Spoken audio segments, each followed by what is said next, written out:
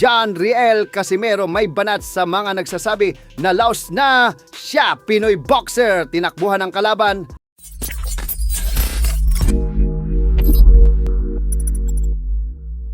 So puspusa na lang ngayon ang ensayo ni former 3-division world champion John Riel Casimero. Mukhang tuloy na talaga ang laban niya sa Hunyo 6 sa Japan kontra Mexican boxer Luis Neri. Tinawanan lang ni Casimero ang mga nagsasabing cancel yung laban niya dahil sa post ni Casimero na may caption na cancel ba? Hindi naman siguro mag-ensayo itong si Casimero ng todo kung cancel yung laban niya. Sa kanyang live agad, nagpakita si Casimero na malalakas na suntok sa meeting session nila ng kanyang kapatid na si Jason Casimero. Habang naka-live ay nanunood pala dyan si Philippus Nitongwa.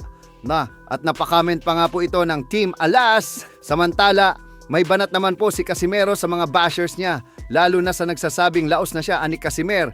Paano daw siya magiging laos? Pinag-uusapan nga daw siya ngayon sa social media. Hindi pa nga daw siya niyan lumalaban, pinag-uusapan na daw siya agad. Iba daw ang karisma ng Cuadro, alas habang yung iba daw dyan, hindi nga daw alam na may laban o na pala. Umiingay lang daw yung laban, kapag minimension niya yung pangalan, banggitin nga lang daw niya yung pangalan ng boksingero, nagte-trending na. Kami nasasabi sa atin na laos na tayo. Bakit kung matatawag na laos yan, bakit ngayon sa social media pinag-usapan na tayo? Hindi pa nga tayo lumalaban. Yung iba nga hindi na natin alam na lumalaban.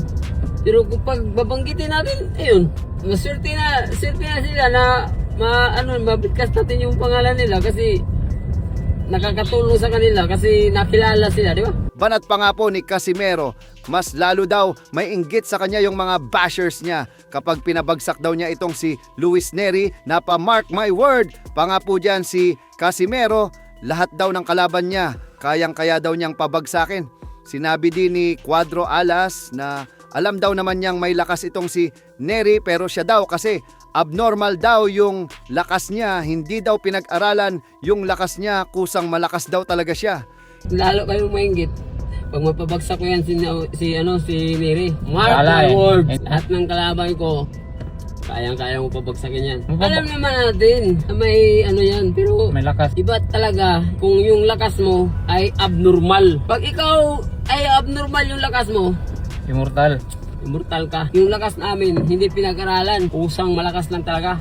Kumbaga, yung lakas mo at tactic mo, hindi mo pinag-aralan. Kumbaga, inborn na. Nasa iyo na yan. Exactly! Samantala, tila nababatikos nga po ngayon ang isang Pinoy boxer na si Gerson Baclohan matapos kumalat ang video nito sa kanyang laban nitong nakalipas na linggo lamang kung saan makikita na panay takbo ang ginagawa. Dumayo ang Chinese boxer na si Akoyan Lee sa Cebu para sa kanilang 4 na rounder fight. Subalit maging ang mga Pinoy fans sa loob ng venue ay dismayado sa ginawang pagtakbo ng ating pambato. Sa bandang huli ay nakuha ng Chinese boxer ang panalo na unanimous decision. Ito din ang kanyang kauna-unahang laban sa kanyang professional boxing career. Habang ang Pinoy naman na si Baclohan ay may record na ngayong walang panalo at 2 talo. Ang isang tumalo sa kanya ay si Eman Bako sa Baya knockout noong taong 2024.